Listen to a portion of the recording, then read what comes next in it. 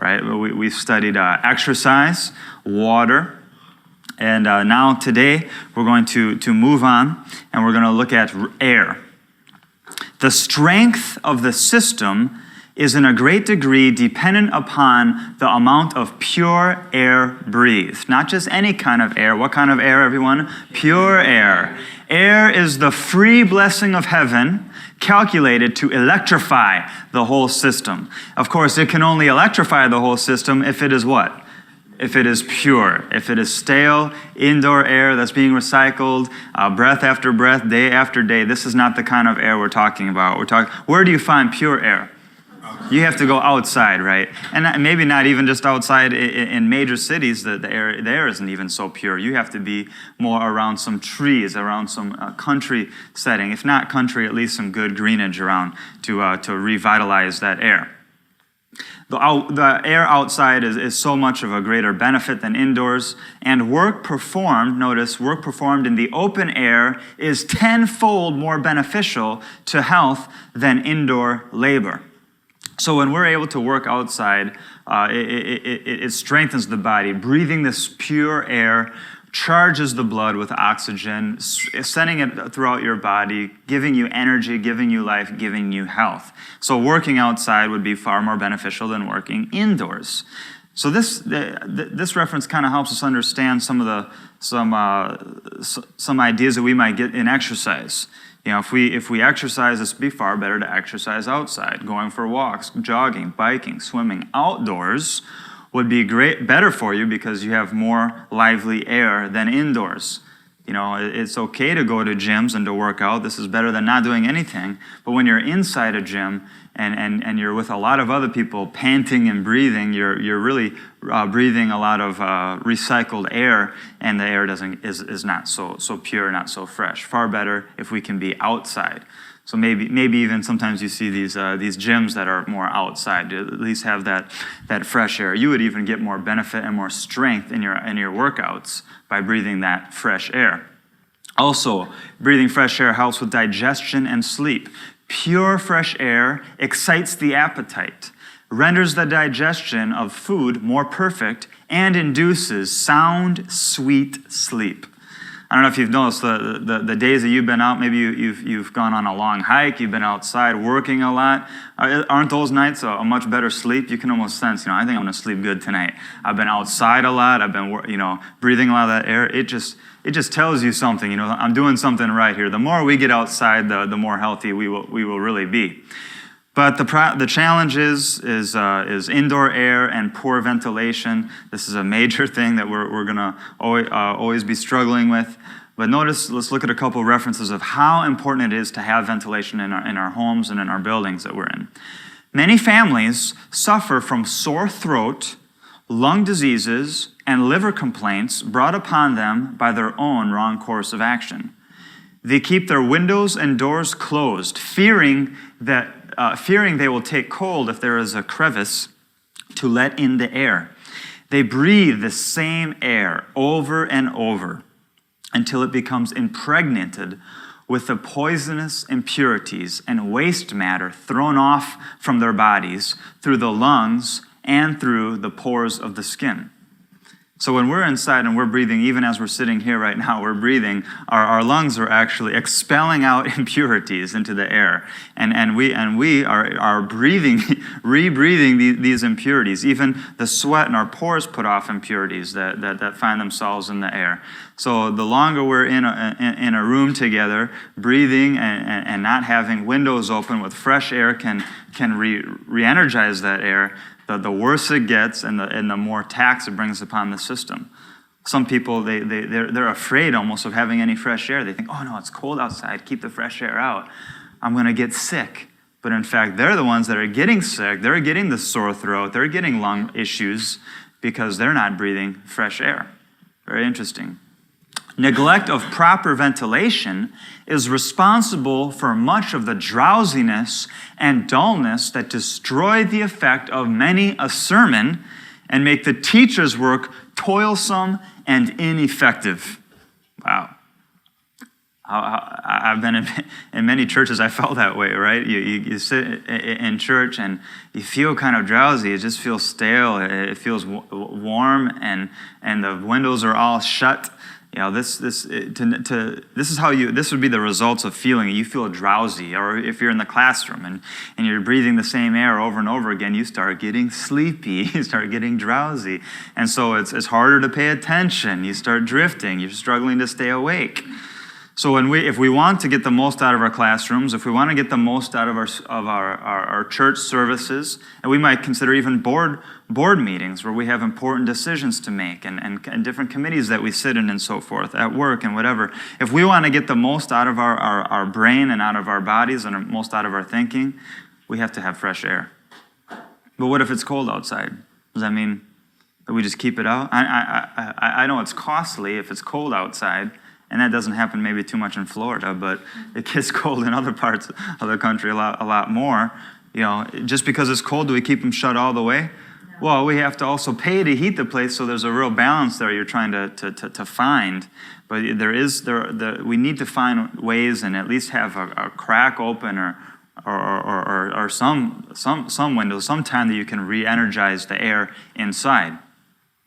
Notice this reference here. For fear of taking cold, they persist from year to year in having their own way and living in an atmosphere almost destitute of vitality. It is impossible for this class to have a healthy circulation. The skin becomes debilitated and more sensitive to any change in the atmosphere. Continuing, additional clothing is put on, and the heat of the room increased. The next day, they require a little more heat and a little more clothing in order to feel perfectly warm. And thus they humor every changing feeling until they have but little vitality to endure any cold. Interestingly, people from the north sometimes they can handle more cold, right? People from warm climates, they have a more sensitivity to cold. You can actually accustom yourselves to being cooler, to being colder, and dealing with those cooler temperatures. Now, if it's cold outside and we're heating our homes, heating our buildings, it's drying out the air. Right, and so you're breathing this very dry still. Your skin gets very. You have to wear more lotion and stuff. Your skin is flaking. Your eyes get burning easier, and if we continue to live like that, heating up, the houses, it's not really the best.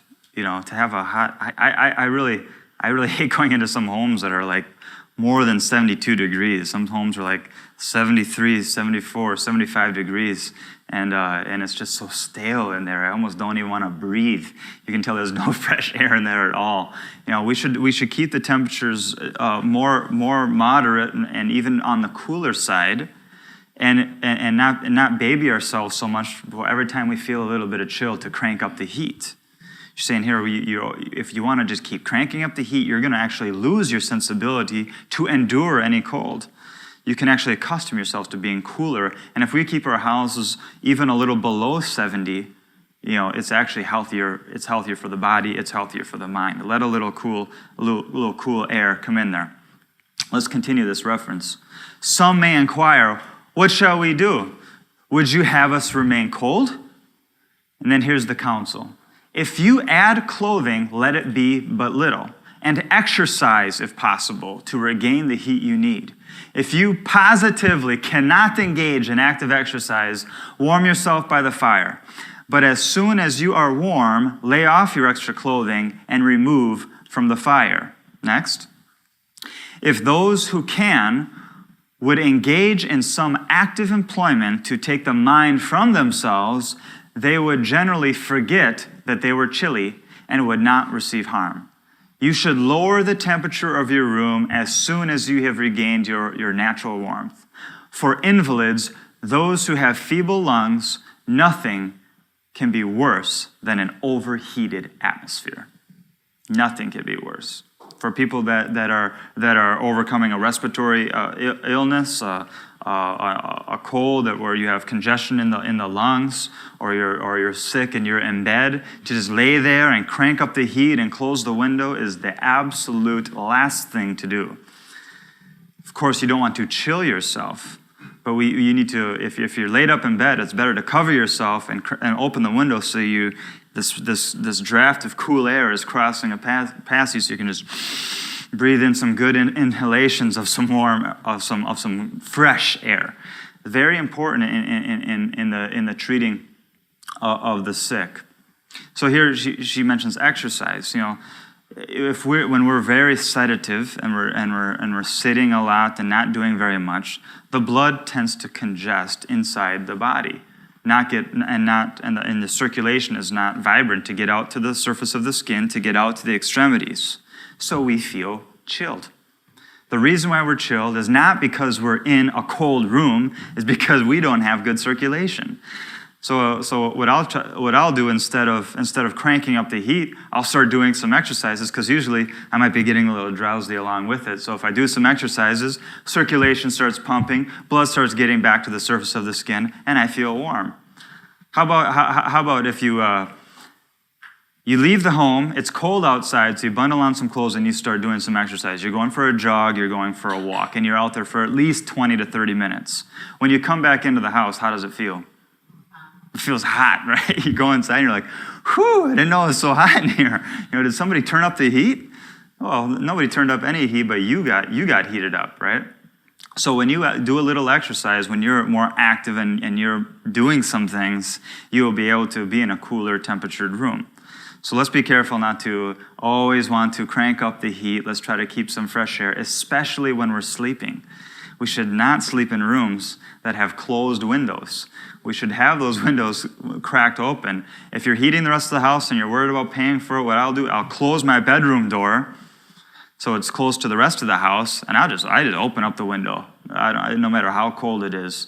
Maybe not so far, but if it's very, very cold, at least, this much, I'll always have my window open, or else I wake up with a headache. I don't know about you, but if you sleep in a room that's totally stuffy and just overheated, and I wake up not feeling refreshed, not feeling energetic, feeling with a headache and everything.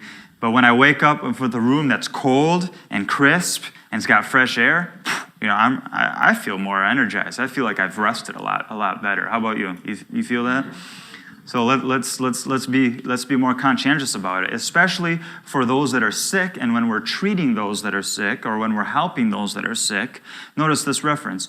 Many labor under the mistaken idea that if they have taken cold, they must carefully exclude the outside air and increase the temperature of their room until it is excessively hot.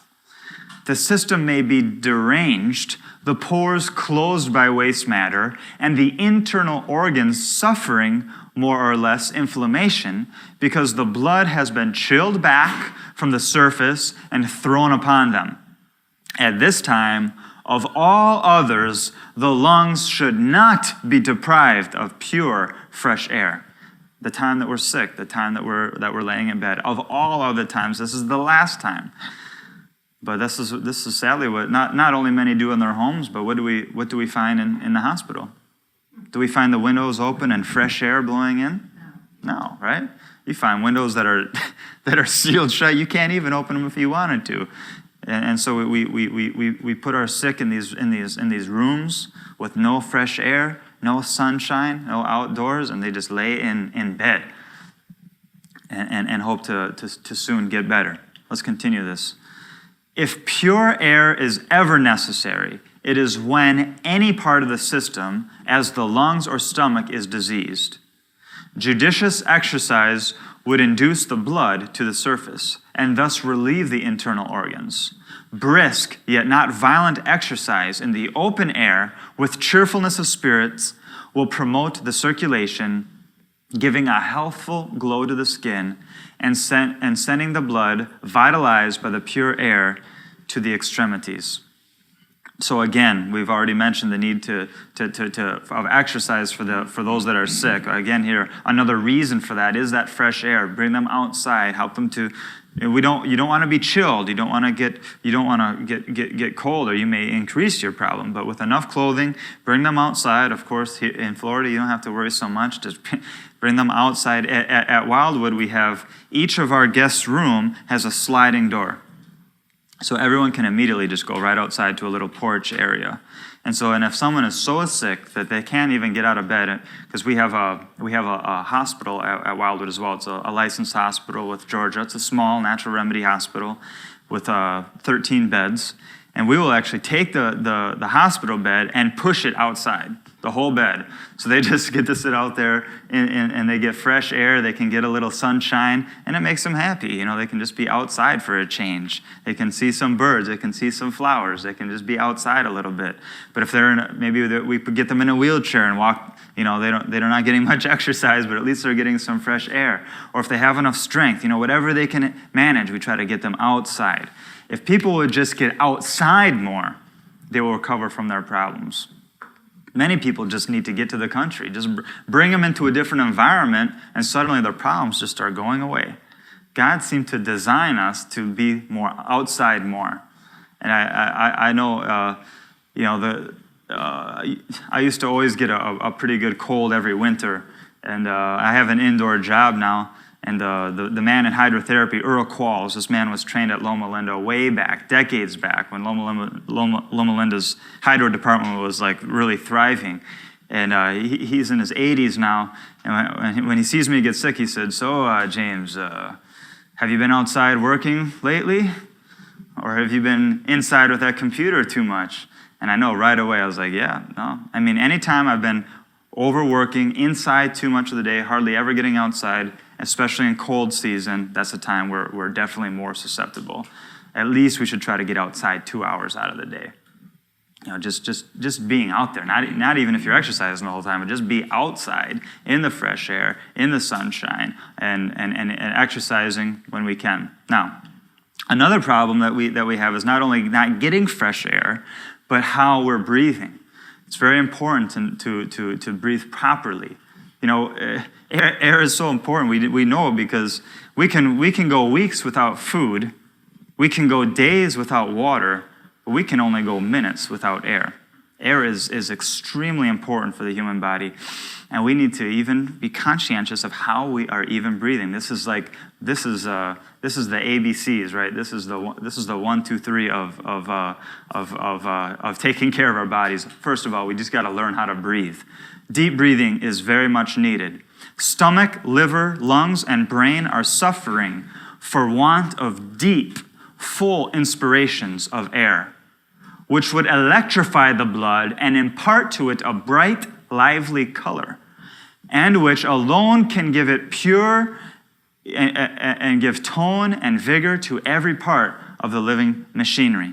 So notice our internal organs, they suffer, they struggle when we have shallow breathing. So how are we supposed to breathe? If you're sitting down and you're hunched over, likely you have shallow breathing, right? So first of all, you have to have right posture. You have to throw your shoulders back. You have to sit upright. How are we sitting now? In fact, let's go through an air inventory here. How are you sitting right now? Is your spine straight, or are you slouching? Are your shoulders rolled forward? Observe your breathing for a few minutes. Is it shallow, or is it deep? Are they little, just small little breaths, or are you breathing in deeply? Number 3, do the clothes you are wearing or the chair you are sitting in restrict your breathing? 4, is the room you are in well ventilated with fresh air? Or is it closed and stuffy, right? Number 5, have you or will you exercise today? 6, have you eaten a high-fat meal today? What does this have to do with anything? Notice, a high-fat meal reduces your blood's ability to carry oxygen. Okay? And lastly, 7, when was the last time you got up and moved around? Have you taken a break or done some deep breathing during the past couple hours? So, these are questions that we might ask ourselves. These are all things that affect our breathing and whether we are indeed breathing properly. So how are we supposed to breathe? What does it mean to breathe properly? Let's look at this proper breathing test. And this all comes from that mega book, Health Power, by Hans Diehl and Ludington. Let's do this together here. Place one hand on your chest, okay, and the other hand on your stomach. So you're like this. Breathe normally for a few moments, noting the movement of each hand as you inhale. So let's just breathe a little bit. And if you're at home, let's do this as well. We're breathing, and you're just noticing noticing the movement of each hand as you're breathing. Which hand rises more dramatically? If it's the one in your belly, if your belly's been going out and moving while you're breathing in, you can take that hand and pat yourself on the back. You have excellent respiratory technique.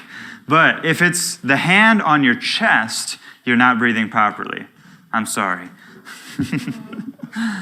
So, singers know this. If any of you have been trained as singers, a good singer, when they're breathing in deeply, the best way to get a deep breath is for the stomach to go out. You have to relax the diaphragm, and it allows the lungs to truly inflate. If we go like this, you can't breathe in properly. You're never gonna see a professional singer just going